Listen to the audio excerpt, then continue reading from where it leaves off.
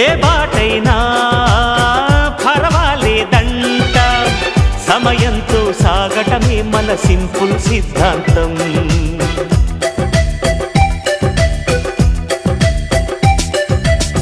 చిరుగాలికి పరిమళమిచ్చే సిరిమల్లెల వనమై ఉందాం, గగనాన్ని నేలను కలిపే హరివిల్లుల వంతెన అవుదాం. ఆనందం అంటే అర్థం మనమందా, ప్రతి పూట పాటై సాగే హుషారు సరిగమలో.